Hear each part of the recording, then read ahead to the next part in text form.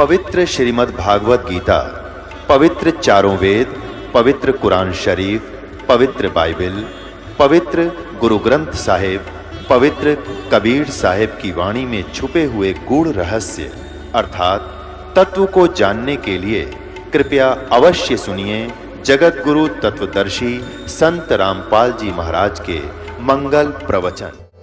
उसकी महिमा, उसका नित्यनेम आरती और वाणी पाठ भजन, इसका सदुपयोग है। और नहीं तो कहते इस चाम की कोई आवश्यकता नहीं तो ये ऐसा गंदी चाम है, मनमाने ना जाने किसी व्यक्ति को ऐसा गंदा शब्द बोल दे वो रो रो कर मर जा।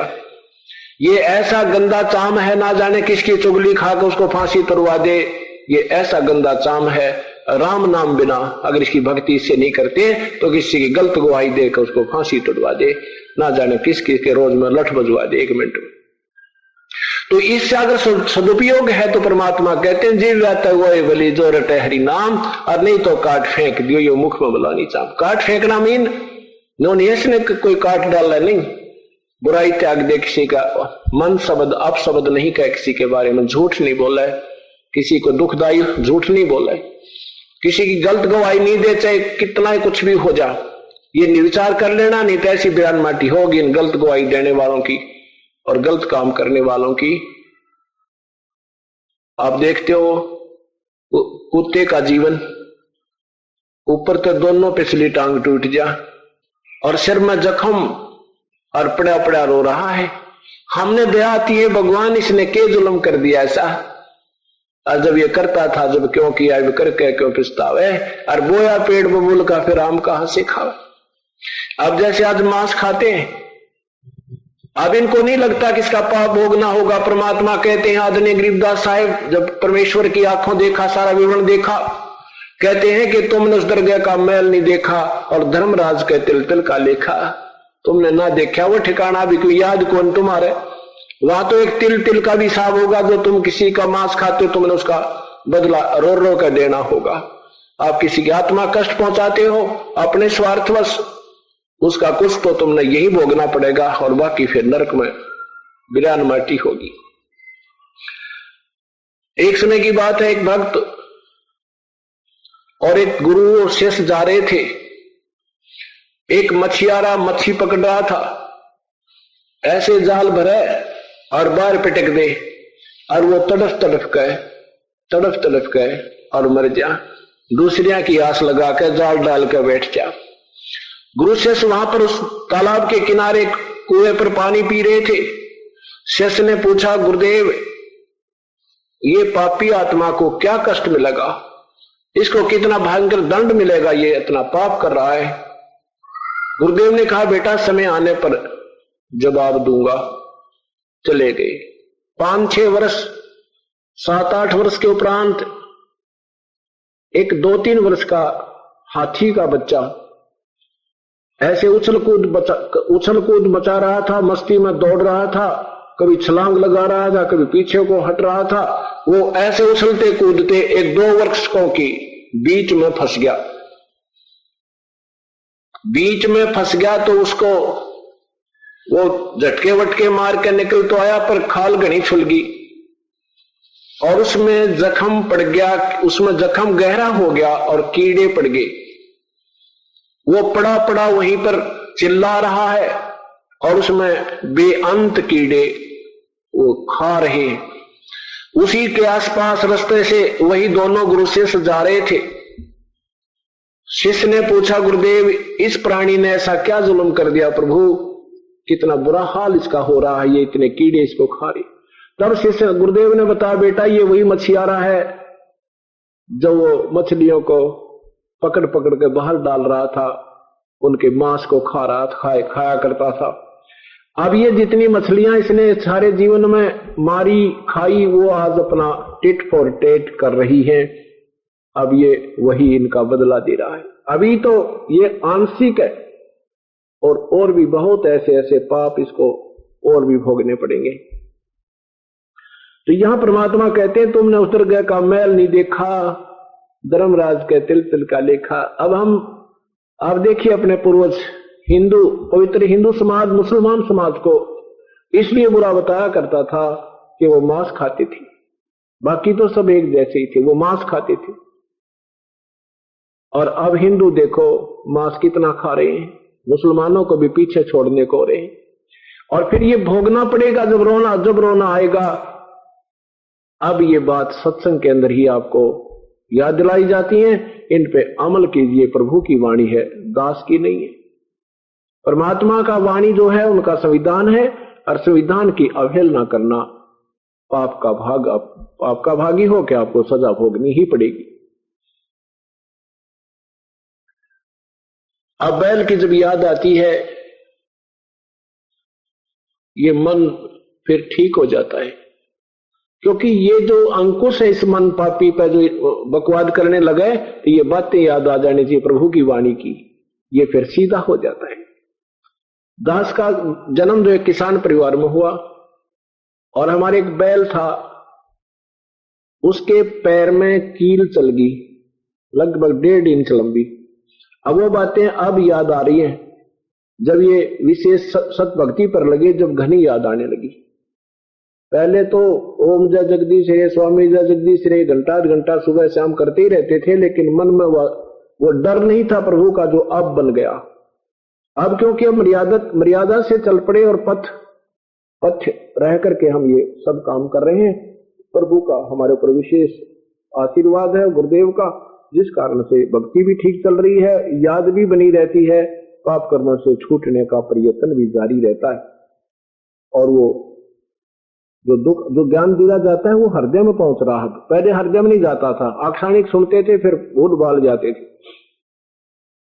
तो उस बैल के जो कील तो लगी, आली ने सोचा कि वैसे कोई ऊंचे नीचे पैर रखने से इसकी नस में नस चढ़ गई है, और वो कई बार ऐसे चलाते रहते तो वो ठीक हो जाता, और छोड़ देते तो ज्यादा दुख हो जाता था। इस दृष्टिकोण से आली ने भी ना उसको परवाह नहीं की और सारा दिन काम लेता रहा। शाम के समय बिल्कुल 3 पैरों से आया बैल और बैठ गया, तेना चारा फिरा। सुबह तक पैर सूज गया, घुटनों तक। एक ऐसे पहले 30-35 साल पहले ऐसे ही ट्रीटमेंट होया करते गांव में, तो उसमें एक पड़ोसी बुलाया जो थोड़ा बहुत टूटे फुटों की जानता था। ऐसे उसने आप कहा कि इसके घुटने पर बाव आ गया है, कोई नस पर नस चढ़ रही है या बाव आ गया है, इसकी एक पट्टी बांध दी। कील लगी है खुरों में, नीचे पैरों में, और पट्टी बांधी जा रही है घुटनों पर। 1 महीने तक बांधते रहे। वो बैल नहीं उठा वहां से, खाना चारा भी छोड़ दिया, आंखों से पानी गिरे, बैठे बैठे को पानी पिलाए, वहीं थोड़ा सा चारा रख दे, थोड़ा बहुत खाए, फिर बहुत बुरी तरह स्थिति में रहे। 1 महीने के बाद लगभग उसका अपने आप ही वो पैर में पक के वो कील जहां लगी थी फूटा, उसमें से मवाद निकला। जब घर वालों को पता लग गया, अरे सचमुच इसके तो पैर में भी, खुर में भी कोई गड़बड़ है। वो खुर में दिखाया गड़बड़, तो पड़ोसी बुलाया, उसने एक चमटी से तो वो पकड़ के कील निकाल दी, इतनी लंबी कील। 3-4 दिन बैल अपने आप खड़ा होने लग गया और ठीक हो गया। हे भगवान! अब देखो उस पहले जब वो नादान आत्मा मनुष्य शरीर में था, उसने मन में भी ना सोची होगी ये पहाड़ टूट जाएगा, ये ऐसा भयंकर कष्ट तुझे भोगना पड़ेगा, तू बैल भी बन जाएगा और बोल के बता नहीं सकेगा तेरे कष्ट कहाँ है, आंखों से पानी गिर रहा है, ये बोल के नहीं बता पा रहा तेरे पैर में कहाँ कील लगी है, घुटनों पर पट्टी बंध रही है, मरहम पट्टी ट्रीटमेंट घुटने का हो रहा है, और खुर में वो दर्द सता रहा है। अब ये बातें वो परमात्मा याद दिलाता है कि फिर पीछे तू पशुआ की जय दीजय बैल बना, और 4 पहर जंगल में घूमे तेरा तो नहीं पेट भरे। आप तो समय पर भोजन खा रहे हैं, समय पर आहार जो चाहे वो हम पर उपलब्ध कर लेते हैं, और फिर सुबह से लेकर शाम तक प्यास लगी रहे से भूख लगी रहे, एक बार चारा मिलेगा। मच्छर लड़ते हैं, पूछड़ ला दी, एक दूम लगा दी, इस दूम से अपना मच्छर उड़ा, चाहे पंखे की स्थान पर लगा। अब जैसे हमें मच्छर काटते हैं, पंखा चला ले, गर्मी लगे पंखा चलाएं। मच्छरों के लिए आजकल वो ऑल आउट भी बना लिया, और उस फिर पशु बनने के बाद ये एक ही धूम होगी, इसको चाहे कूलर के स्थान पर प्रयोग करना और चाहे पंखे में, और वो भी कर्महीनता के कारण वो भी कट जाती है किसी ना किसी कारणों से, और वो फिर सारी 10 इंच की रह जाती है। वो ऐसे बैठा बैठा ऐसे करता है, अब ना वो पंखा की काम, वो जैसा धूम का कार्य था वो भी गया उससे। अब जितना भी अंग भंग क्यों होते हैं, क्योंकि हमारे पाप जितने अधिक होंगे वो भी पशु किसी भी जोनी में अंधा होगा, टांग टूट जाएगी, कोई कोड लगेगा, दोम कटेगी, सींग टूट गए, ये सब पिछले ही संस्कारों के पापों कर्मों के दबाव से ही सब हुआ करता है। और फिर परमात्मा क्या याद दिलाते हैं कि फिर पीछे तू खर कीजिएगा, खर माने गधा, फिर पीछे तू खर कीजिएगा, कुरुड़ी चरने जा, और टूटी कमर पजा हुआ चढ़ तेरा कागा मार, फिर गधा बनेगा। परमात्मा कह रहे हैं कि फिर तू गधा बनेगा और फिर कुम्हार सारा दिन काम लेगा। एक जख्म जरा सा हो जाए तो आपका अगर कपड़ा भी लग जाए जख्म के ऊपर, आंखों से पानी नहीं समाप्त होता रहे से बहुत पीड़ा होती है। और गधा बनने के बाद कमर टूट जाती है, जख्म बन जाता है, उसके ऊपर बोरा रखा जाता है, उसके ऊपर एक थैला रखा जाता है जिसमें ईंटें, कच्ची पक्की ईंटें डाली जाती है, कभी ऊपर से नीचे, नीचे से फिर भर के ऊपर पजावे पर जैसे मदानी भट्ठा लगाते थे। अब वो आंखों से पानी गिर रहा है और जख्म के ऊपर 1 क्विंटल वजन रखा है। अब ये कष्ट क्यों उठाने पड़ रहे हैं अपन को? हम परमात्मा की वाणी पर विश्वास नहीं करते।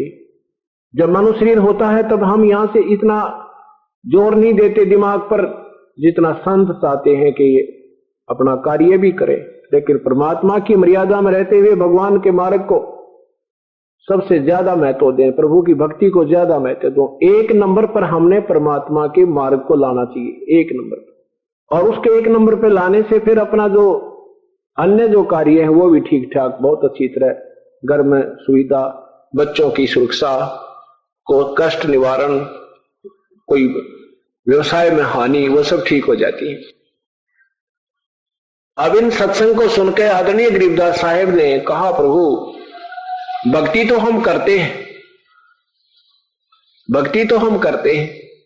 परमात्मा ने कहा, बेटा काहे की भक्ति करते हो? श्री कृष्ण, श्री राम, ब्रह्मा विष्णु महेश, जैसा भी हनुमान जी आदि की। परमेश्वर ने कहा, बेटा ये भक्ति करते करते तुमने युग बीत गया, असंख्य युग।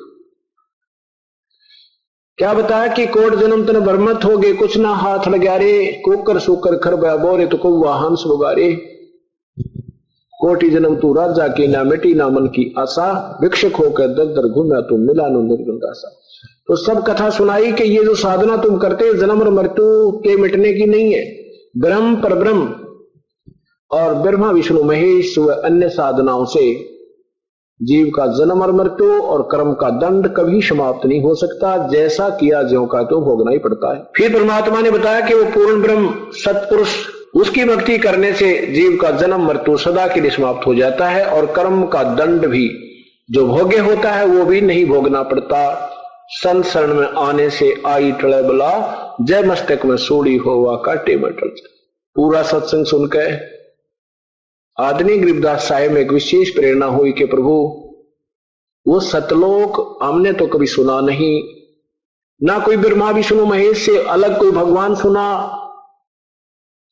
हे परमात्मा कैसे विश्वास हो आपके दास पे, दास को? परमेश्वर ने कहा, ठीक है पुत्र, आज तुझे मैं अपना वो लोक दिखाता हूं जहां से तुम आए थे बेटा। परमात्मा ने सारी कथा सुनाई कि तुम पहले मेरे वहां रहा करते थे सतलोक में, तुमने एक जरा सी नादानी की थी जिसके कारण इस काल ज्योत निरंजन के वश होकर तुम यहां फंस गए और इसने तुम्हारे यहाँ मुर्गे बना दिए। कोई गधा बनाया, कोई गधी बनाई, कोई सूर बनाया, कोई कुत्ता बना रखा। किसी का बेटा मरा, किसी की बेटी मेरी, किसी की टांग कट गई, किसी को अंधा हो गया और कोई ठीक ठाक है, वो जिसका भागी है, फिर दूसरे जन्म में उसकी बहुत बड़ी दुर्गति। परमेश्वर की सारी कथा सुनकर आदरणीय गरीबदास साहब ने परम पूज्य परमेश्वर कबीर साहब से कहा, है भगवान एक मेहर करो अपने दास पे, मुझे दिखा दो आपका लोक, हम कहां थे, वो तो मालिक आए थे अपनी छाप छोड़ने के लिए, अपना एक गवाह तैयार करने के लिए, इस कलयुग के लिए। उसी समय उस परमात्मा की प्यारी आत्मा परमेश्वर ने आदरणीय गरीबदास साहिब की आत्मा को उनके शरीर से निकाल लिया और शरीर वहीं छोड़ दिया। उस सूक्ष्म शरीर युक्त आत्मा को सतलोक लेकर गई। ब्रह्मा विष्णु महेश के सब स्थान दिखाए, वो लोक दिखाए, धर्मराज का लोक दिखाया, स्वर्ग लोक दिखाया, काल का लोक दिखाया, वो नरक दिखाया जहां पर प्राणी अपना कर्म दंड भोग रहे हैं, जहां उन लाल खंभों से बांधे जा रहे हैं, जहां पर उन नरकों के अंदर उनको ठोका जा रहा है और बाकियों की तैयारी हो रही है, जहां वो काल बैठकर 1 लाख प्राणियों का नित आहार कर रहा है, वो खा रहा है। फिर सतलोक लेकर गए परमात्मा अपनी प्यारी आत्मा को। उधर पीछे से क्या हुआ, काफी समय ऐसे ही वो आदरणीय गरीबदास साहेब जी का शरीर जैसे आसन पदम लगा के आम सिद्धासन पर आदमी बैठा रहता है, पलाथी मार के आलती पालथी लाके ऐसे बैठा है। उधर से ग्वालों ने, दूसरे पालियों ने सोचा भी वो बाबा जी भी चले गए और देखो वो लड़की का लड़का अभी वहीं बैठा है, उसको बुला लाओ, अपनी गायों को घेरेगा, उसका नंबर आ गया। अब वहां एक भक्त जाके कहने लगा, गरीबदास परमेश्वर को की प्यारी आत्मा को गरीबू कहा करते थे गांव में, गरीबू। पहले तो 12 वर्ष के बाद लड़का हुआ तो गांवों में कहा करते हैं भाई बढ़िया नाम ना रखियो, कदे मर ना जावे, इसलिए गरीब नाम धर दिया, गरीबू कहने लगे। तो गरीबू आवाज लगाई, गरीबू खड़ा हो भाई, आजा तेरा नंबर आ गया, गाय घेर के ला। गरीबू खड़ा हो, अब नहीं उठा तो पकड़ के कहने लगे भगत जी खड़ा हो, अब तू साधु बन गया क्या, साधु के पास बैठ के ऐसे छेड़ा था और वो शरीर लुढ़क गया पीछे ने, उसमें प्राणी नहीं था, आत्मा नहीं थी। अब वो लड़के का ऐसे सौ गिर गया तो उसको देखा है तो मर गया। सब पाली दौड़े आए, उन्होंने कहा भी सचमुच ये तो मर गया, हमने कहा था, लगता तो तभी था कि इसने वो जादू जंत्र का दूध पी लिया, मरना तो था ही वही। 2 पालियों से कहा कि जाओ भागे जाओ गांव में पता दो कि ऐसे ऐसे कहानी बन गई। उन्होंने गांव में जाकर उनके माता पिता को बताया। माता पिता ने सुनते ही पुत्र की मृत्यु, दोनों बेहोश हो गए। इकलौता पुत्र, 12 वर्ष तक कोई संतान नहीं, फिर उसके बाद कोई संतान नहीं। अकेलौता पुत्र की मृत्यु सुनकर माता पिता दोनों बेहोश हो गए। गांव वाले व्यक्ति दौड़े वहां पहुंचे जहां घटनास्थल थी। सचमुच बच्चे को मृत पाया। वहां से उसका वो उठा के उस बच्चे के शव को गांव की तरफ चल पड़े। माता पिता फिर होश में आए तो रो बुरा हाल कर लिया। उधर से परमात्मा अपनी प्यारी आत्मा को सतलोक ले गए। वहां जाकर क्या देखा कि एक और रूप में परमेश्वर तेजों में रूप में विराजमान है, एक तख्त का ऊपर। नीचे से जिंदा रूप में गए हुए परमात्मा कबीर परमेश्वर रास्ते में अपनी सारी कथा सुनाते हुए जा रहे हैं कि बेटा मैं पहले काशी में भी गया था, 120 वर्ष रह कर रहा था, उसमें मैंने ऐसे ऐसे लीलाएं की थी। सिकंदर लोधी का जलन का रोग ठीक किया था, रामानंद का शीश सिकंदर लोधी ने काट दिया था, उसको जीवित किया था, कमाली मरे हुए जीवित किए थे। सारी कथा सुनाई, अपने आत्म उस एक जीवन की सब लीलाएं सुनाई। मैं पूर्ण ब्रह्म हूं, मैं ही सत्पुरुष हूं, सारी सृष्टि का रचनहार हूं। अब रास्ते में जब जिंदा रूप में जा रहे थे विश्वास हो रहा था, लेकिन आगे जाकर देखा कि परमात्मा तो वो बैठा तख्त के ऊपर, कितना सुंदर शरीर, तेजों में शरीर है, जिसके एक रोम को से कोड़ सूर्य कोड़ चंद्रमा मिला दे इतनी रोशनी निकल रही है। ये है भगवान, ये नीचे तो बाबा जी कोई इसका यहाँ का सेवक होगा। ऐसा गरीबदास जी महाराज की आत्मा विचार विमर्श कर रही है मन में, अपनी आत्मा में। वहां जाकर क्या किया कि नीचे से जो जिंदा रूप में गए थे प्रभु चवर करने लगे अपने ही दूसरे स्वरूप, जो तेजों में स्वरूप में वहां विराजमान थे। कुछ देर के बाद क्या होता है कि गरीबदास जी सोच ही रहे हैं कि ये है पूर्ण परमात्मा, ये कोई नौकर है। इतने में वो तेजों में शरीर खड़ा होता है उस सिंहासन से, और नीचे से गए परमात्मा उस पर विराजमान हो जाते हैं एक साधु रूप में, जो जिंदा महात्मा के रूप में गए थे। और तेजों में शरीर वाला जो वास्तविक प्रभु नजर आता है वो उसके ऊपर चवर करता है अपने दूसरे स्वरूप जो नीचे से गया था उसके ऊपर। गरीबदास जी सोच रहे हैं कि बाबा जी पर भगवान चवर कर रहा है, ये बाबा जी भी खूब शक्ति वाला नजर आता है। इतने में वो तेजों में शरीर उस परमेश्वर नीचे से आए हुए परमेश्वर के स्वरूप में समा गया। अकेला वो परमेश्वर उसी जिंदा वाले रूप में विराजमान है तख्त के ऊपर सिंहासन पर, और चवर अपने आप सेवा कर रहा है। ऑटोमेटिक। तब परमेश्वर ने कहा बेटा हम ही अलख अल्लाह हैं, कुतुब गोस और पीरे, गरीबदास खालक धनी ही हमारा नाम कबीर। हम ही सारी सृष्टि के रचनहार हैं और मैं ही पूर्ण ब्रह्म हूं, सारी सृष्टि का रचनहार मैं हूं और तुम मेरी आत्मा हो। वहां अपने ही कर्म कमजोर संस्कार से तुम गलती से वहां फंस गए हो बेटा, और तुम्हें यहां आकर चैन मिलेगी। देखो ये तुम्हारे पहले के यहां से नहीं गए, वो कितने आनंद से रह रहे हैं, इनकी कभी मृत्यु नहीं होती, मनुष्य जैसा शरीर है और 16 सूर्य जितना तेज इस वहां के शरीर का है, 16 सूर्य जितना नूर है। तब गरीबदास साहब कहते हैं भगवान मुझे यहीं रख लो, मत भेजो उस गंदे लोक में। परमात्मा ने कहा नहीं बेटा ऐसे नहीं रख सकते, स्वयं भी भक्ति करो और भक्ति का ऋण उस काल का ऋण तुम्हारे ऊपर है। इस भक्ति की साधना से सत भक्ति करके ये नाम तुझे दूंगा, रह रह कर पुत्र तुझे संभालता रहूंगा, गुप्त रूप से आया करूंगा तेरे पास, और ये भक्ति कर, स्वयं भी कर और जो भी तेरे संपर्क में उनको सतमार्ग बता, और फिर तुझे भक्ति करवा के यहां ले आऊंगा। अब उधर परमात्मा अपनी प्यारी आत्मा को अपना ऊपर का दृश्य दिखा रहे हैं। उधर से गांव वालों ने बच्चे को मृत जानकर शमशान घाट पर रख दिया, यानी चिता पर रख दिया, जलाने की फूकने की तैयारी कर दी। इतने में परमेश्वर ने वो आत्मा वापस छोड़ दी। तक चिता के ऊपर रखा हुआ शरीर ऐसे अपने आप कंपन करने लगा। 10 वर्ष के बाल गरीबदास जी का ऊपर बांध रखे थे, वो बंधन टूट गए, अपने आप खड़ा होकर और आवाज लगाई, बोलो सतगुरुदेव की जय। ये अमृतवाणी बोलने लगे कि अलल पंख अनुराग है सुन मंडल रथीर, दास गरीब उधारिया सतगुरु मिले कबीर। अब गांव वालों ने सोचा भी चलो लड़की का लड़का जीवित तो हो गया, पर ये तो पागल हो गया। ये वाणी बोल रहा था अमर वाणी, हम ही अलख अल्लाह हैं कुतुब गोस और पीर। ये अमर वाणी परमात्मा की महिमा की सुना रहे थे कि 16 शंख पर हमरा तकिया गगन मंडल के जिंदा, हुक्म हिसाबी हम चल आए काटन काल का फंदा। अनंत कोट ब्रह्मांडे का एक रति निभारे, सतगुरु पुरुष कबीर हैं ये कुल के सिरजनहारे। अब ये वाणी बोलने लगे तो गांव वाले का समझ में आवा नहीं, कहने लगे भाई छोरा तो पागल हो गया, ये लड़का तो पागल हो गया और परमात्मा का नाम बावड़िया धर दिया। बावड़िया उस परमेश्वर की प्यारी आत्मा गरीबदास साहब का यानी उर्फ नाम गरीबू तो था, गरीबू के साथ साथ बावड़िया धर दिया कि बावलिया, यो गरीबू बावड़िया आ गया। बावड़ा बावड़ा कहते हैं ना, बावड़िया कहने लगे।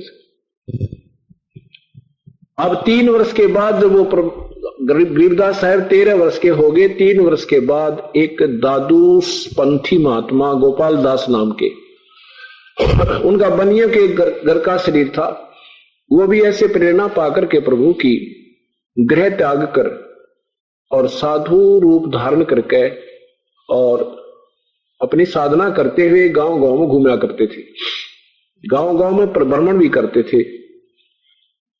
अब वो गोपाल दादू साहब को भी परमात्मा ऐसे ही मिले थे, कबीर परमेश्वर, जब दादू साहब 7 वर्ष के थे उनको भी ऐसे मिले थे। और फिर वो सत्ज्ञान दिया, अपना करमंडल से जल एक पान के पत्ते पर रखकर पिलाया, फिर सतलोक ले गए। 3 दिन और 3 रात तक बेहोश पड़े रहे, उनका शरीर नहीं छूटा, लेकिन ऐसे शरीर बेहोश पड़े रहे, श्वास आते रहे, आत्मा नहीं रही। तीसरे दिन वो आत्मा फिर छोड़ दी थी दादू साहब के शरीर में। उसके बाद दादू साहब ने कबीर परमात्मा की कलम तोड़ महिमा गाई।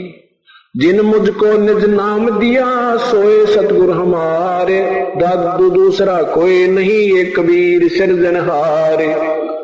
कोई सरगुण में रीझ रहा वही कोई निर्गुण ठहरावे, दादू गत कबीर की हमसे कही ना जावे।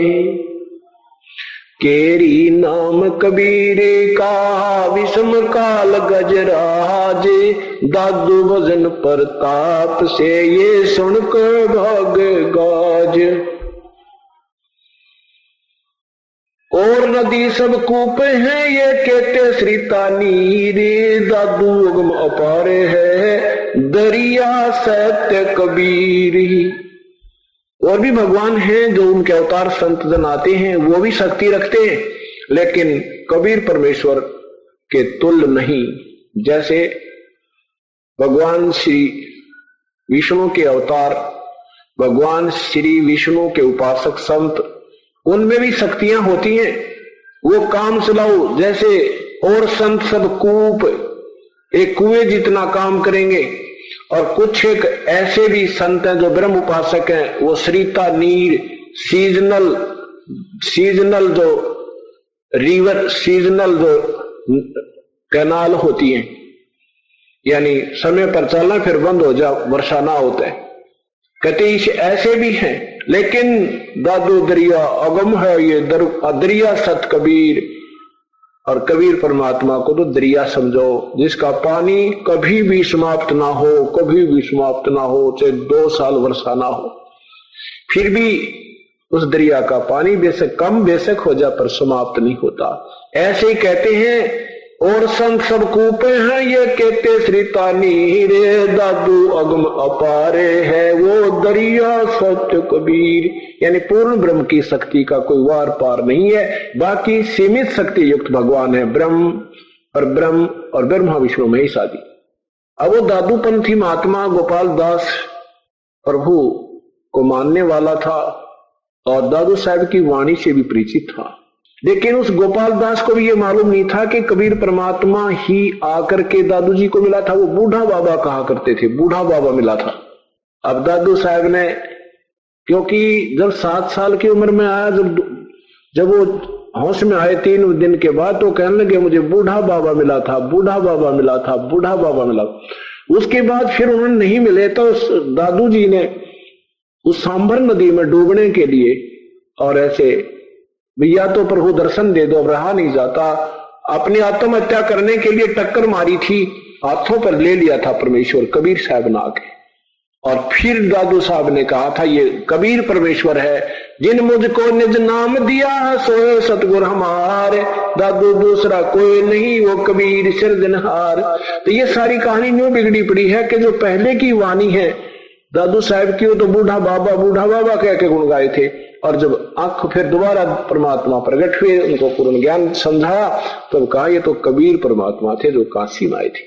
अब क्या हुआ कि गांव में ये चर्चा हुई कि एक बहुत अच्छे महात्मा आए हैं। गरीबदास साहब जी के नाना जी के पास 2-4 व्यक्ति गए कि चौधरी साहब आपका दोहता ठीक हो जाएगा, एक बहुत बड़े महात्मा है उसको दिखा लो। संतों की विद्या संत ही जानते हैं, क्योंकि उनको शंका होगी थी कि वो बाबा जी का जंतर मंत्र का दूध पी लिया ना, इस करके बावला हो गया, पागल हो गया। तो उस लड़के को लेकर 2-4 बड़े बुजुर्ग से व्यक्ति उस संत के पास पहुंचे, गोपाल दास जी के पास। उनसे प्रार्थना की कि महात्मा जी ऐसे ऐसे हमारा ये इस गांव के बहुत बड़े जमींदार का पुत्र है और इसका दोहता है, लड़की का लड़का, इसका संतान भी नहीं थी, और फिर लड़की मतलब पुत्र नहीं थे, लड़की को यहाँ अपने घर रखा है, उसके एक पुत्र दिया भगवान ने, ये मर गया था, वो तो शुक्र है जीवित हो गया, मालिक की मेहर हुई, लेकिन ये पागल हो गया। ना जाने उस संत ने इसको कौन से जंतर मंत्र का दूध पिला दिया, ये यादाश्त भूल गया, ना जाने क्या क्या बोल रहा है। 3 वर्ष हो गए, सारा ट्रीटमेंट करा लिया, इलाज करा लिया। गोपाल दास जी ने कहा बैठ जा बेटा। आदमी गरीबदास साहब को अपने पास बैठा लिया, कहा बोल कौन था वो जिसने तुझे दूध पिला दिया, कौन था वो? तब परमेश्वर ने क्या कहा, हम सुल्तानी नानक तारे दादू को उपदेश दिया, जात जुलाहा वेद न पाया वो काशी माए कबीर हुआ। हम सुल्तानी नानक तारे दादू को उपदेश दिया और जाति जुलाहा वो भेद नहीं पाया, वही काशी माए कबीर हुआ। ओए होए, अब दादू साहब का नाम आया तो उसका अनुयायी को तो एकदम खटका सा लगता है। क्या बताया परमेश्वर ने कि जो मेरी मुक्ति की, हम सुल्तानी यानी हम सभी ग्रुप रूप में, मैं अब्राहिम आजम सुल्तान और श्री नानक साहेब और श्री दादू जी और मैं, हम सभी को पार किया, और ये परमात्मा पूर्ण ब्रह्म काशी में जुलाहा कबीर नाम से रह के गया, इसका कोई भेद समझ नहीं पाया। दादू को सतगुर मिले वो दी पान की पीख, बूढ़ा बाबा जिसे कहो वो दादू की नई सीख। कि वो वास्तविक ज्ञान नहीं था उस समय दादू जी को, जो जिसे तुम बूढ़ा बाबा कह रहे हो। दादू को सतगुरु मिले, वही कबीर परमात्मा आकर मिले थे जो मुझे मिले दादू साहब को, और उनको एक पान की पीख दी, पेय पदार्थ पान के पत्ते पर अपने करमंडल से एक जल रखा था, जैसे हम आपको अमृत देते हैं उपदेश के समय। तो कहते हैं दादू को भी वो सतगुरु मिले दी पान की पीख, और बूढ़ा बाबा जिसे कहो ये दादू की नहीं सीख। दादू की वास्तविक ज्ञान नहीं है, वो तो पहले अनजानपन है। उन्होंने बूढ़ा बाबा कहा था जब वो सही विलेज बताया था, हम सुनता वो कि जिन मुझको निद नाम दिया सोए सतगुरु हमार, दादू दूसरा कोई नहीं ये कबीर सिरजनहार। अब वो 65 साल की उम्र का गोपाल दास महापुरुष बाबा जी संत जी, वो कहने लगा गांव वालों ये बावला नहीं भाई, बावले तो तुम हो, ये तो अमृतवाणी बोल रहा है।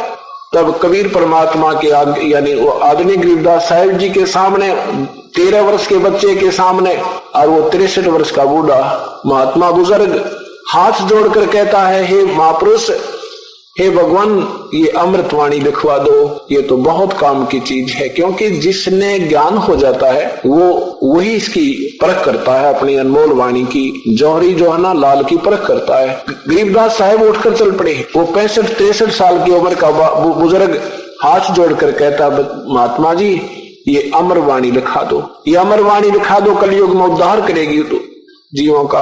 अब गांव वालों ने सोचा लड़का तो पागल था, ये बुजुर्ग ये बाबा जी और पागल हो गया, इसके पीछे पीछे वाली हाथ जोड़ के यो गया काम तय। तो तीसरे दिन गरीबदास साहब ने कहा, देखो गोपाल दास, अगर पूरी लिखो तो मैं लिखवाऊं, बीच में छोड़ के मत जाना। गोपाल दास ने कहा कि नहीं छोड़ के जाऊंगा प्रभु, चाहे कितना समय लगा दो। तो कहते हैं गरीबदास साहब जी का एक बेरी का बाग था, बेरी का, और उसमें एक जांडी का पेड़ था। उस जाटी के पेड़ के नीचे बैठ के गोपाल दास लिखा करते थे, परमात्मा बोला करते थे। गरीबदास साहब ने कहा कि ये मैं जो तुझे वाणी लिखा रहा हूं ना, अब जिस सतीथि में अब बोलता बोलता आया हूं, ये जो ऊपर की मैं वाणी लिखा रहा हूं, ये 80 अरब कोस समाधि मार्ग से बातें कह रहा हूं। ये बातें यहां की नहीं है, ये सहज समाधि होती है। सहज समाधि में यहां भी देख रहा होता है और बोल भी रहा है, और दृष्टि वहां से कैच करके रिसीव करके वो ज्ञान को आगे उच्चारण कर रही होती है। कहते हैं ये जो मैं वाणी लिखा रहा हूं ये यहां की नहीं है। 80 अरब कोस, एक कोस लगभग 3 किलोमीटर का होता है, और 80 अरब कोस कहते इतनी दूरी से वो वहां की उस अतिथि के जो वहां के जो हंस हैं, वहां कैसी रहनी सहनी है, वहां तक पहुंचे हुओं का क्या उपलब्धि होती है, वो बोल रहा हूं, यहां की नहीं है। ऐसे 6 महीने के अंदर वो लेखन कार्य समाप्त हुआ। आज वही अमरवाणी सदग्रंथ रूप में आपके सामने अखंड पाठ चल रहा है, और दास भी उसी के आधार पर आपको सतज्ञान दे रहा है। क्योंकि ये विश्वास इसलिए दृढ़ हुआ कि उस परम पिता ने की जो वाणी थी वो लिपिबद्ध की गई थी एट ए टाइम, और फिर उसमें से 90% कबीर वाणी से मेल खाती है। और फिर उन परमात्मा, उन प्यारी आत्माओं को जिनको कबीर परमेश्वर जाकर मिले हैं, उनके बाद उन्होंने जो अपनी अमर वाणी बोली है वो ज्यों की त्यों इन महापुरुषों से मेल खाती है। इन सब मेल के मिलने के उपरांत दास को दृढ़ विश्वास हुआ कि सचमुच ये कबीर परमेश्वर है, और ये उनके गवाह है उस परमेश्वर के, आदरणीय गरीबदास साहेब और ये अन्य महापुरुष, आदरणीय दादू साहब, आदरणीय श्री नानक साहब जी, आदरणीय मुलुकदास साहब जी, आदरणीय धर्मदास साहब जी। अब ये 4-5 तो ऐसे पक्के एफिडेविट है उनके, और साथ में फिर अब ये चारों वेद गवाह नौके ने गुण गावा कबीर परमात्मा की। कबीर परमेश्वर ने कहा था, वेद हमारा भेद है, हम वेदों में ना, और जिस वेद से मैं मिलूं वो वेद जानते ना। जिस वेद से मैं मिलूं, वेद मेरा ही भेद दे रहे, पर मैं इन वेदों से नहीं मिल सकता। इनमें मेरी महिमा जरूर है, पर मुझे पाने की विधि वेद चारों वेदों में नहीं है। और जिस वेद से मैं मिलूं वो वेद जानते ना। जिस ज्ञान से, जिस विधि से मेरी प्राप्ति हो वो वेद नहीं जानते। वो तो चारों वेद भी यही कहते हैं, वो तत्वदर्शी संत कोई और है। पवित्र गीता जी यही कहती है कि वो तत्वदर्शी संत कोई और आएगा और वही हमारे को सत्ज्ञान देगा, तब हमारा उद्धार होगा। अब ये जो 3 दिवसीय समागम मनाया जा रहा है, ये उसी उपलक्ष्य में है कि वो परमात्मा पूर्ण ब्रह्म मनोसदृश है, साकार है, और जब चाहे एक पल में इस पृथ्वी पर, पलक की कुछ ही सेकंड में सतलोक में, गरीबदास जी कहते हैं एक पलक में साहिब मेरा करता 14 भवना। वो एक पलक में इन 14 भवन की खबर लेकर और अपने यथा स्थान पर बैठ जाता है। इतना समर्थ, इतना गतिशील परमेश्वर है। अब गरीबदास साहिब अपनी अमर वाणी में क्या बताते हैं? हम देखा सो साच है वही और सकल परपंचे। हमने देखा वो सत्य, बाकी सब परपंच है। अपनी अपनी दंत कथा कह रहे हैं जो परमेश्वर से पूर्ण परिचित संत या ऋषि नहीं है। गरीबदास साहब ने बताया कि कबीर परमात्मा मुझे धर्मराज के दरबार में लेकर गई। धर्मराज जहां पर हमारा सबका एक लेखा जोखा होता है, जहां पर हमें पाप और पुण्य के आधार पर हमारा जो प्रारब्ध बनता है, जो यहाँ का चीफ जस्टिस है, उसको धर्मराय या धर्मराज कहते हैं। वो धर्मराज ब्रह्मा विष्णु महेश के सामने भी अपने चेयर नहीं छोड़ता है, अपनी कुर्सी से उठता नहीं है, क्योंकि ब्रह्मा विष्णु महेश का भी अकाउंट उसके आधार पर वही तैयार करता है। कर्म जैसा जिसका खाता है उसके अनुसार वही तैयार करता है। और जो ही कबीर परमेश्वर गरीबदास साहिब के साथ वहां आत्मा को लेकर के पहुंचे, अपनी समर्थता का प्रतीक देने के लिए कि इस बालक का पक्का जच जा, पूर्ण दृढ़ निश्चय हो जाए और नगर नगर में, गांव गांव में ये मेरे निर्भय होकर के और निसंशय होकर के गुणगान करे, इसलिए वो अपनी समर्थता का एक और प्रमाण देना चाहा प्रभु ने। धर्मराज के दरबार में जब कबीर परमात्मा पहुंचे, धर्मराज ने आसन त्याग दिया और करबद्ध होकर के खड़े हो गए और कहा कि आओ प्रभु, बैठो, विराजमान हो। जैसे उच्च अधिकारी और नीचे के अधिकारी के ऑफिस में चला जाता है तो उच्च अधिकारी के जाते ही वो नीचे वाला अधिकारी अपना चेयर छोड़ के एक आदर के सत्कार भाव से, औपचारिकता शिष्टाचार के नाते खड़ा हो जाता है और कहता है बैठो साहब, यहाँ विराजमान हो। और वो अधिकारी खड़ा रह करके उसकी औपचारिकता का विशेष ध्यान ना देते हुए क्या कहता है, अपना जो कार्य आदेश होता है इमरजेंसी का, वो तुरंत उसको कहता है और कहता है ध्यान से सुन ले, कहीं फिर गड़बड़ ना हो जा, यानी उस पर डांट मारता है। और वो फिर भी जी सर और करबद्ध खड़ा रहता है। ऐसे ही परमात्मा ने जाकर के उस धर्मराज के दरबार में और वहां पहुंचे तो धर्मराज खड़ा होकर के औपचारिकता करा, कहो प्रभु बैठो, विराजमान हो प्रभु। तो परमात्मा उनकी औपचारिकता को ध्यान न देते हुए अपना आदेश सुनाता है, धर्मराय दरबार में देई कबीर तलाक, मेरे भूले चूके हंस को तो पकड़िए मत कजाक। गरीबदास जी को दृढ़ करने के लिए कि कहीं ये बालक विचलित ना हो जा, उस धर्मराज के ऊपर ऐसे गांठ लगा रहा है कि मेरे भूले चूके हंस को भी, कबीर हंस को मत पकड़ना कजाक, कहीं तो बदमाशी कर दे। धर्मराज ने कहा प्रभु आपके हंस को नहीं पकड़ूंगा, लेकिन मेरी एक समस्या है परमात्मा, जब से आपकी शरण में नहीं आते उससे पूर्व के जो इनके पाप और पुण्य का लेखा अकाउंट होता है वो तो प्रभु मेरे पास मेरे कागजों में जो का तो विद्यमान रहता है, और बाद का जो आपके पास चले गए वो हमारे कागजों से उसको ओमिट हो जाते हैं, वहां से निकल जाता है। उस पिछले का तो मैंने खाना पूर्ति प्रभु करनी पड़ेगी, उसके आधार पर मैंने इनको सजा भी देनी पड़ेगी। तब परमेश्वर ने कहा कि करम ब्रह्म ब्रह्मांड के ये पल में कर दो ने से, जिन हमरी दो ही दी सो करो हमारे पेशे। हे परमेश्वर, तेरे ये कर्म ब्रह्म इस ब्रह्मांड के, इसमें तुमने बना रखे ये नाला को, तुमने कर दिया काम को बड़ा सारा, इनको सत्य ज्ञान देते नहीं, बचपन से ये सारे उल्टे सुलटे काम करवा डालते हो और फिर कहते हो तुम्हारा ही कर्म तुम्हें ही मिल रहा है, जैसा करोगे हम तो वैसा ही दे देते हैं। कि तुम्हारे ये पिछले जो पाप कर्म है उनको मैं नष्ट कर दूंगा, उनको समाप्त कर दूंगा, उन पापों का विनाश कर दूंगा। और जिन्होंने मुझे याद किया है, कोई भूल चूक कर अनजानपने में गफलत के कारण, मान ली 1-2 वर्ष पिछली आयु में ना भी भक्ति करे, सत्संग भी छोड़ गया, इतना दयालु है परमात्मा। कहते उसको फिर पकड़ भी ले जाओगे ना, और वो फिर वहां याद आएगा इसको। ये जो ज्ञान आप सुन रहे, ये खाली नहीं रहेगा, आपके अंदर फीड हो रहा है, आपके अंतःकरण में जमा हो गया है। जैसे सोपन में कभी कोई बात याद आती है, कभी कोई याद आ जाती है, ऐसे ही ये जब यहां से तुम जाओगे और वहां जाते ही मान ले गफलत में यम के दूत पकड़ भी लेंगे, तो ये ज्ञान याद आओगा आपको याद आएगा। कोई मुझे तो कहा करते थे, हम तो कबीर साहब के सेवक हैं, हम तो काल के दूत हमें नहीं पकड़ सकते, तो उस समय याद आएगा तुझे। और वहां जाकर भी अगर तूने ये कह दिया ना, अरे मैं तो वो कबीर साहब का शिष्य, मेरे गुरु जी वो नाम था, वो ऐसे कहते, उनका भी हिसाब मत करिए, उन्हें मेरे पास भेज दिए, मैं आप देखूंगा उनको। एक सेवक बता रहा था कि जी मैं ऐसे सोपन में और मेरा शरीर छूट गया, और मैं बाहर निकला तो मुझे अपना वो शरीर भी दिखा और मैं भी दिखू जा रहा। इतने में 2-3 वो आगे मोटे मोटे डिग डोल से, ने बोला 4 भाई आज हमारे साथ आ जा। 2 जने आगे और मुझे पकड़ लेंगे। तो मैं कहने लगा, भाई कहाँ ले जा रहे हो तुम? वो कहने लगे, भाई धर्मराज के पास ले जाएंगे, तेरा टाइम पूरा हो लिया। तो उसको कहने लगे, जी मेरे वो बात याद आएगी, अगर भाई हमें तो यम के दूत नहीं ले जा सकते, हम तो कबीर परमात्मा के शिष्य है। तो बोला, जी मैंने उन गला मुक्का हो गया उड़े कि तुम हम ले जा ही नहीं सकते। तो दोनों वो वीर मैं भी बोला लवान हो गए।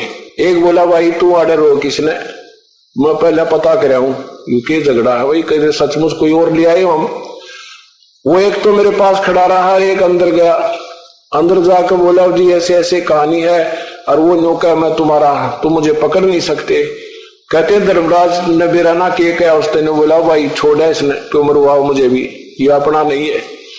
ने बोला, जी मैं जब वापस आया तो सारे शरीर में पसीने आ रहे, और नो देखू मेरे लो किसी आ रहे, कहाँ खून आया है ना खून आ रहे, पर थक रहा ऐसा कसूता जैसे करड़ी कुश्ती कर रखी हो। तो सुबह उठा, मैंने घर वालों को बताया कि आज तो मेरी टिकट कट गई थी, आज नहीं था, जब परमात्मा की चरण में नहीं होता तो वहां पे सारी कहानी बताई। 1-2 बार मैं पहले भी बताया करता, घर के का थोड़े नाम ले रहे थे, नहीं बोला तेरा तो रोज का ड्रामा है, मेरे पास कौन वापस आ सके। अब वो ना माने, ने बोला मैं कैसे भूल जाऊं, मेरे गिर वो बीती रात ने। तो यहाँ परमात्मा कहते हैं, धर्मराज दरबार में दे कबीर तलाक, मेरे भूले चूके हंस न तो छेड़िए मत कजाक। कहते हैं ब्रह्म कर्म, धर्मराज ने कहा कि कर्मों से तीरथ हैं, इब मुख से कहे अब तो कहे कबीर, अब तो जपे नाम कबीर, और उनको तो मालिक पकड़ूंगा मैं, जड़नी पड़े जंजीर।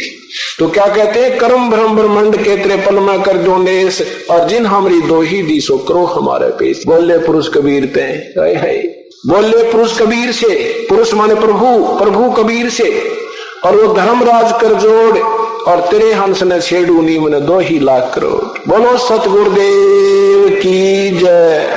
जब धर्मराज ने कहा, भगवान आपके हंस ने मैं नहीं छेड़ूंगा, ये दोनों कान पकड़ गए। तो परमात्मा पूर्ण ब्रह्म है, विश्वास रखना, मैं कोई बालक नहीं और कोई ऐसा अनजान नहीं जो कि खाम का ढिंढोरा पीटता फिरो किसी की स्वार्थवश। मैंने इस परमेश्वर को 1000 बार परखा है, और 1000 से ऊपर ये खरे पाए हैं, तब आपके लिए ये दास एक कुत्ते रूप में उस मालिक ने भेजा है आपको जगाने के लिए। आप विश्वास रखना, 2-4 वर्ष में दिखा दूंगा इस सारे क्षेत्र में। आज तो लोगों के भ्रमित किए हुए अनजान लोग, क्योंकि उनको कोई राहत आज तक मिली नहीं प्रभु की, इसलिए ये कह सकते हैं कि ऐसा नहीं हो सकता, झूठ बोलते हैं। ये उनका कहना भी स्वाभाविक है, उनका दोष कति नहीं, क्योंकि हम सुना करते थे कि भगवान ने ऐसे कर दिया था, एक गांव में ऐसे कर दिया था एक संत ने, लेकिन अब नहीं यकीन रहा था कि सचमुच प्रभु ऐसे गुण देख करता है। और आज हमारे लाखों की संख्या में पुण्यात्माओं को कई सुख दे रखे हैं जो भगवान किया करता है, और उनको नहीं हो रहे हैं तो वो सचमुच ये ठीक कह सकते हैं झूठ बोल रहे हैं। और हमने अपनी सत्य बताने में शर्म आती है कि इसने कहूंगा ना भाई मेरे घर में ऐसे सुख हो गया, तो ये नो कहेगा झूठ बोल रहा है, हमने शर्म आती है, इसका ये जवाब होगा ऐसे नहीं हो सकता। और जब हमारे साथ हो चुका है तो हम उनकी बातों को नहीं मान सकते कि प्रभु ऐसा नहीं कर सकता। इसलिए अपने परमात्मा पर पूर्ण विश्वास रखो और कुछ दिन के बाद देखना ऐसी अनहोनी करके दर देगा। आप सोच नहीं सकते भगवान ये हुआ तो वह क्यों करे। और देखो इस मार्ग में लगने के बाद मान लीजिए आपको थोड़ी बहुत कोई आपत्ति आ भी रही है, आप सोच रहे हो कि मेरा ये कार्य नहीं हुआ, आप सोच रहे हो मेरा ये रोग मुक्त नहीं हुए, औरों के हो रहे हैं, इसके भी कई कारण होते हैं। इन सब का दृष्टिकोण रखकर ही आप इस मार्ग पर चल सकते हो। कैसे? या तो आपका कोई नाम खंड हो गया, आप में कोई हीन भावना आ गई है जिसके कारण परमात्मा ने अपना पंजा पूर्ण नहीं रखा आपके ऊपर। दूसरा ये है कि आपके ऊपर भारी आपत्ति आनी थी, छोड़े में टल रही है तो आप उसको भी कष्ट मान रहे हो। और तीसरा कारण ये होता है धीरे धीरे रे मना और धीरे सब कुछ होवे, माली सींचे सोगड़ा रे तू आए फल होवी। तीसरा कारण ये है कि धीरे धीरे रे मना। आप विश्वास कर लेना 4 वर्ष 2-3 वर्ष आंख मीच कर लग जाओ, चाहे आपको ना भी लाभ होता दिखे। वैसे तो ऐसा नहीं हो सकता कि आपको लाभ ना हो, ये तो भूल जाना कि आपको यहां आने के उपरांत कोई लाभ ना मिले।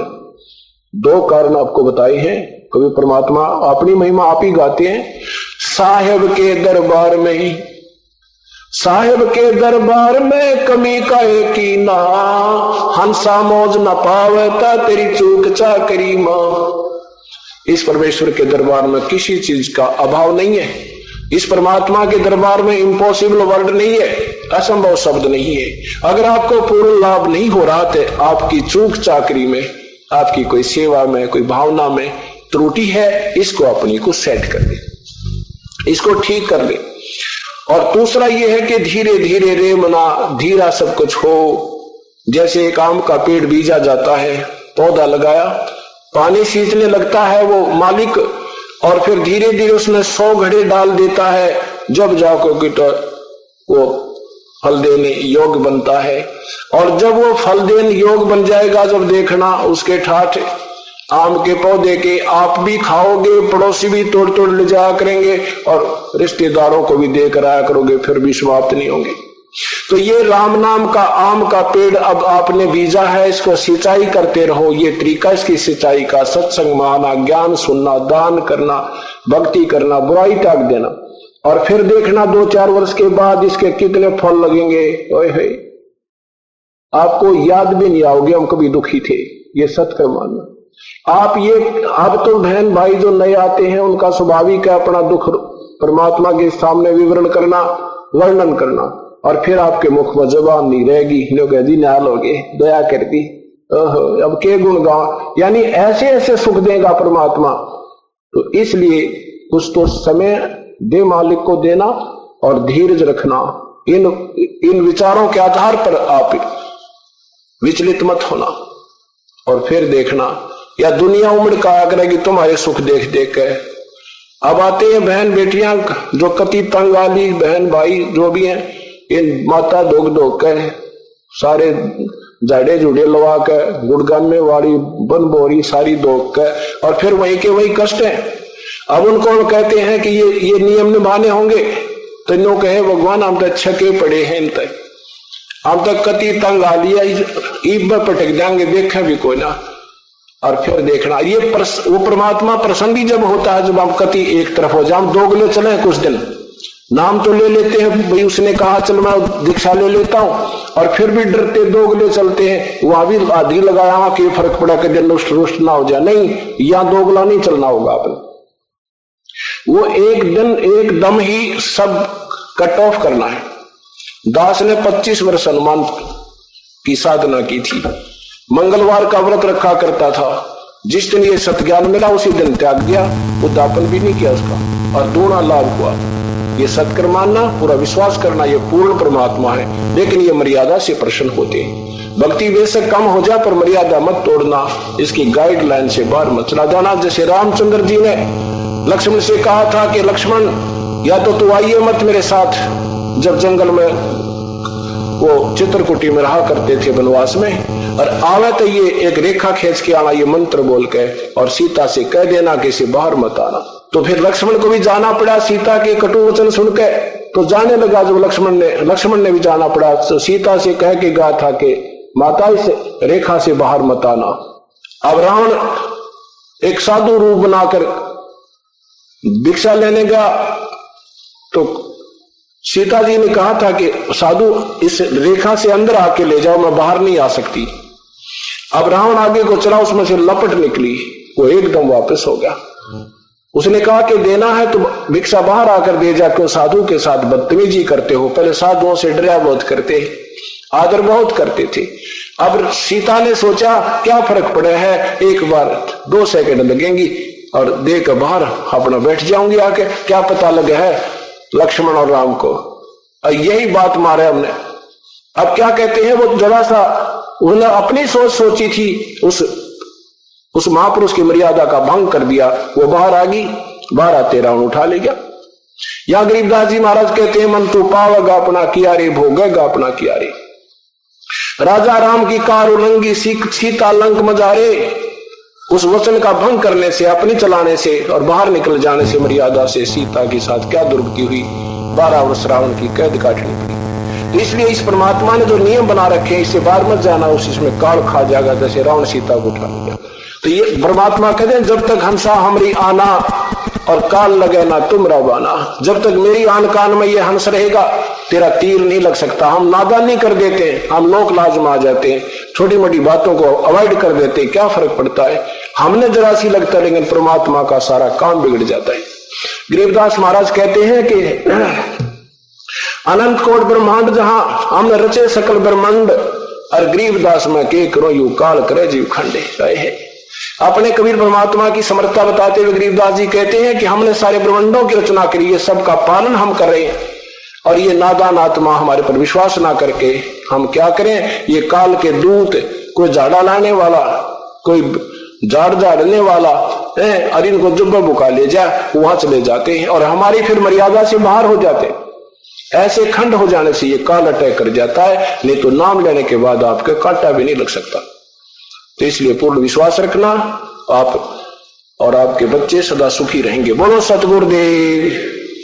और विनती करूं धरूं चरण पर शीश, गुरु राम देवानंद जी महाराज ने दिया नाम बख्शीश।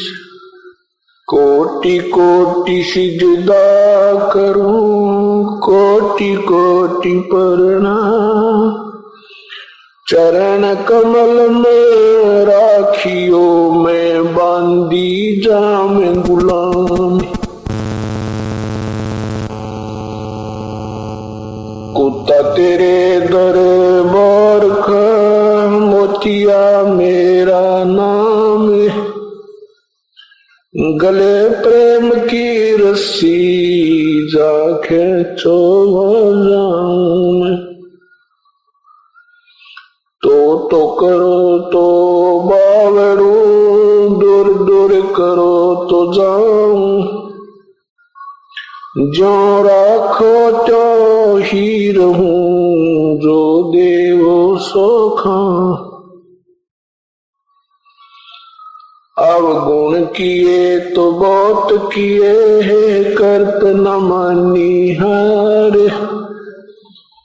बावे बंदा बख्श दियो, बावे गर्दन उतार।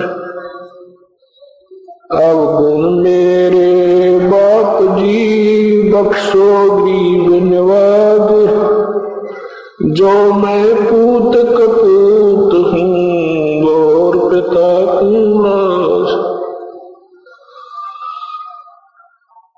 मैं अपराधी जन्म का नक्शक बरे विकार, तुम दाता दुखी गंजना मेरी करो संभार।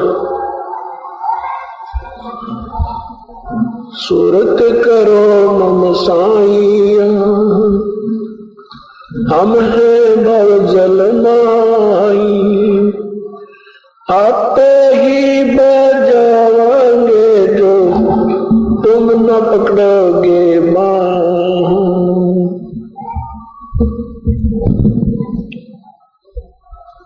अंतर्यामी एक तू आत्म के आधारे, जो तुम छोड़ो हाथ तो हमें कौन उतार पारे। बोलो सतगुरुदेव की। सभी भक्तात्मा प्रेम पूर्वक बैठकर सत्संग सुने।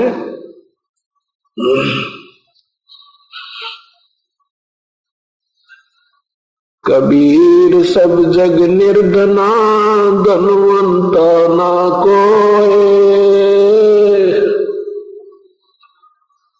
धनवंता सो जानियो, जिस पर राम नाम धन होए।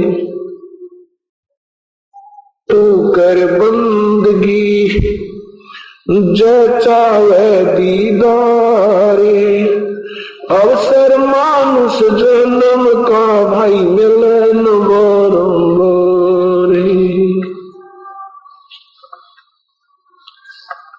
मानुष जन्म पाके नहीं रटे हरि नामे, जैसे कुआं जल बिना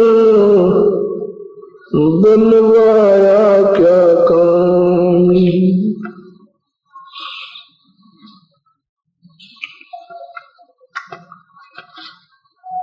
पूर्ण ब्रह्म कृपा निदान, सुन के सौ करतारे। गरीब दास मुझ दीन की, रखियो होत सवारे।